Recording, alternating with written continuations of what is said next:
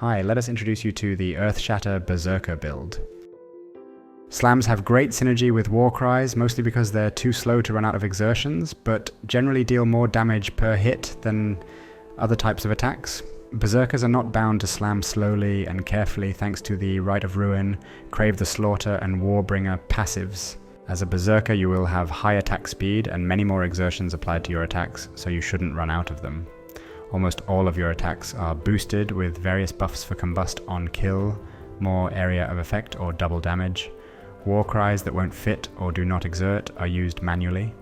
This build employs almost all Warcries that there are, most of which are linked to auto-exertion, which causes them to reserve mana and grant no buff, but they all have an independent cooldown and are all triggered whenever it's possible, mostly to exert attacks, but also to detonate spikes.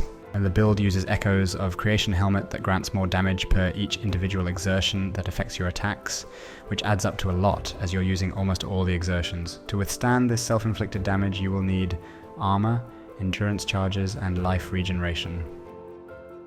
EARTHSHATTER is a slam attack that creates spikes which you can then detonate using a Warcry or another slam. The reason for selecting this particular skill is this exact feature. You can have only 18 spikes at a time, which is not a lot. You can reach this limit with 3 attacks. The build has great physical damage reduction thanks to armor, elemental damage reduction due to high maximum elemental resistances, and it uses endurance charges that also improve both of these. It's very hard to kill if you have high life regeneration and chaos resistance. Clear speed is good for a melee build. The attack area is vast and your attack speed for leap slamming is high. Single target damage is great too, thanks to Echoes of Creation and overexertion support. The build is cheap and requires no expensive items to work, but it can be if you wish for it to perform better.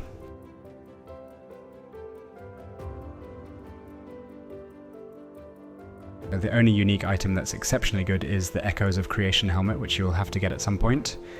In almost any case, rare gear pieces are better than uniques because of the 3.25 changes to armor and maximum life. Echoes of Creation, here you will socket the Warcries linked to the urgent orders.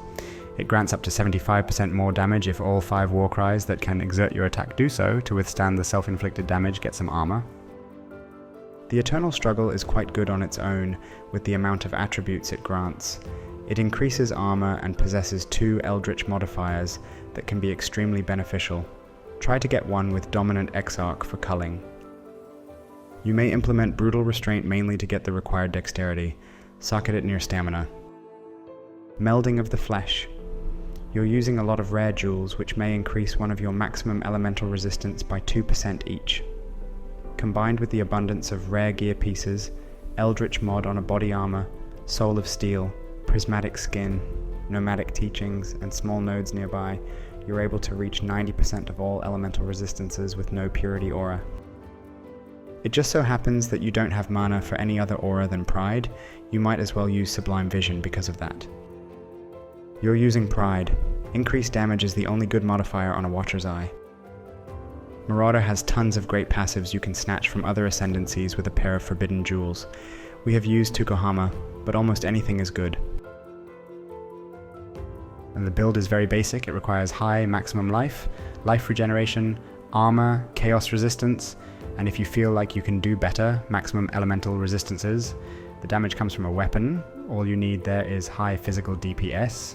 Keep an eye out for attributes. The build requires 155 dexterity and 68 intelligence. On a body armor, seek maximum life and armor with additional physical damage reduction. Resistances and life regeneration can be found here too if needed. For the Eldritch mod, get physical damage taken as elemental and maximum elemental resistance. For a weapon, get a big Veil Axe with as high physical DPS as you can afford. A lot of maximum life, armor, resistances, and maybe dexterity, commonly found on gloves. For the Eldritch mods, get increased attack speed and increased exerted attack damage. On boots, aim for high maximum life, resistances, and movement speed. The Eldritch mods may grant you action speed and life regeneration per endurance charge.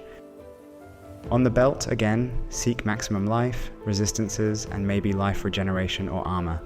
Various Flask modifiers will also be fitting. On the amulet, focus on maximum life, resistances, and attributes. These are all very common here. Rings are a great source of maximum life, resistances and attributes. You don't really need anything else on them. With 2 large cluster jewels, you'll have 8 jewel sockets to spare. We recommend using jewels to increase a specific elemental resistance for melding of the flesh, but the more generic modifiers for all maximum elemental resistances with no melding will work too. A large physical or attack cluster jewel or 2 with 8 passives and 3 notables from the list is what you're looking for. Crywolf grants damage and increased Warcry power. Lead by example grants onslaught. Find these on medium cluster jewels. A life flask that stops bleeding, a granite, basalt, silver and quicksilver or quartz flask are needed. With lead by example, you won't need silver flask, it already grants onslaught. For their suffixes, get increased armor, increased movement speed, crafted life regeneration, and reduced effect of shock or curses on you.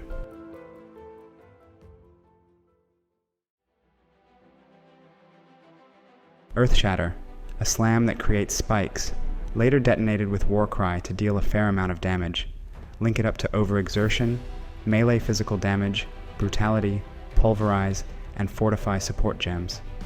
In case you're already fortified by other means, use Fist of War support. Warcries linked to auto-exertion support reserve mana and are triggered automatically. They grant no buffs and are used only to exert attacks, so you might as well keep them all at level 1. Battle Mage's Cry exerts 5 attacks that in this case will have no impact on the attack. General's Cry is a war cry that's also here only for the sake of using a war cry. It doesn't even exert attacks. It has a very short cooldown, so it's great with the lead by example notable. Seismic Cry exerts 6 attacks to grant them 50% more AoE. Rallying Cry exerts 5 attacks. If you have allies, such as Sentinels of Purity, it will grant you 5% more damage per ally. In your Echoes of Creation, you will socket the Urgent Orders setup. These war cries are used manually because they grant useful buffs.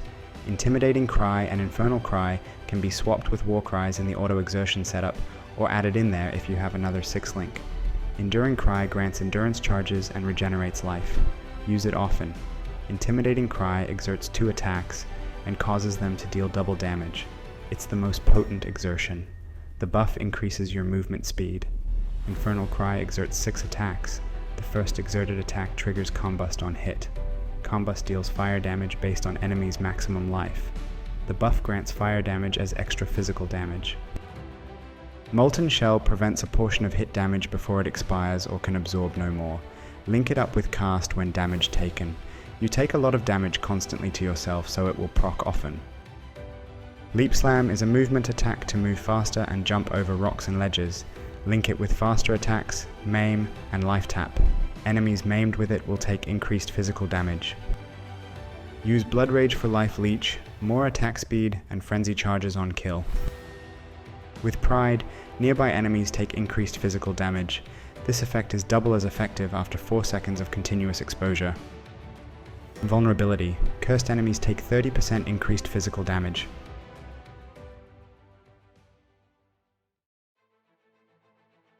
Slay all the bandits, kill them all. For the major god, pick Brine King for the freeze immunity, reduced effect of chill, and to not get stunned many times in a row. For a minor god, select Abarath if your life regeneration is low or you're scared of ignite. If not, get Gruthkul. It grants physical damage reduction, which is active very often due to self-damage with Echoes of Creation. The passive skill tree provides maximum life, armor, endurance charges, maximum elemental resistances, war cry enhancements, maximum rage, physical damage, and some axe damage. Your sole keystone is the Resolute technique because you don't crit. Your masteries are Mana Reservation Efficiency for Mana Mastery, Armor Mastery for +1% to all maximum elemental resistances, Physical Mastery for 50% chance to ignore enemies' physical damage reduction, Rage Mastery for +7 to maximum rage, and 2 Warcry Masteries, one to for a minimum of 10 Warcry power, and another one to not exert Leap Slam. Thank you for watching. That is all for this guide. Let us know in the comments about your take on the build, as it has a lot of leg room for adjustment. See you soon.